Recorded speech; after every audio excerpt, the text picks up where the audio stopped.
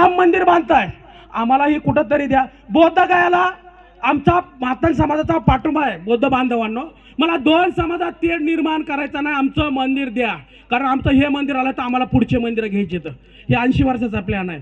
भला काही असो, आम्ही कोणत्याही विचारधारेने लढूत. आम्ही स्टेजवर जरी वेगवेगळ्या विचाराचे असलात तर आमचा बाप एकच होता. भला फाटका धोत्रावाला असला तर आम्हाला महागाडी पैदा केलेला, कारण आमचा बाप महागाचा होता, दुसरा कोणी नव्हता बांधवांनो. त्याकरता येणाऱ्या 22 तारखेला तुळजापूरला अखंड महाराष्ट्रातली मातंग समाज तिथं मोर्चात येणार आहे. त्या मोर्चाचं नेतृत्व मला करायची संधी दिलेली, त्याकरता आपणही तन मन धनाने या मोर्चात सहभागी व्हावं. मी अण्णाभाऊच्या जयंती उत्सवानिमित्त एवढंच सांगतो की मी ही आजही बोलतो आणि भविष्यात मी मातंग समाजाचा इतिहास जपण्यासाठी बोलन.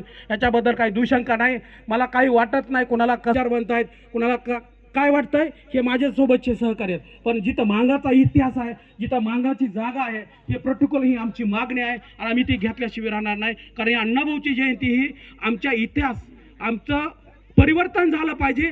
मग तुम्ही सांगा राजेश भाऊ, तुम्ही आम्हाला उपेक्षित ठेवला हा प्रश्न केलता ना, त्याचं कारणच हे आहे ना, हिंदूने आमच्याकडे बघितलं ना, बौद्ध धर्मावाल्याने ना, जैन धर्मावाल्याने आणि लिंगायत धर्मावाल्याने. आपलं चौकोन वाटलं झालेलं आहे. आपला फक्त महाराष्ट्रामध्ये जर विचार केला माजलगावचा तर इथंच फक्त परिवर्तन आहे असं मी समजतो.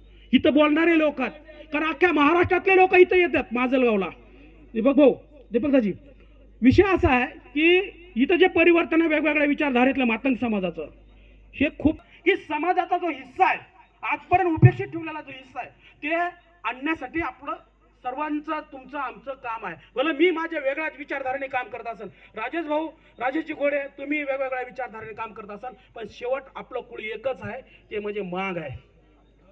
एवढंच बोलतो, थांबतो. जय लहुजी, जय भीम, जय शिवराय.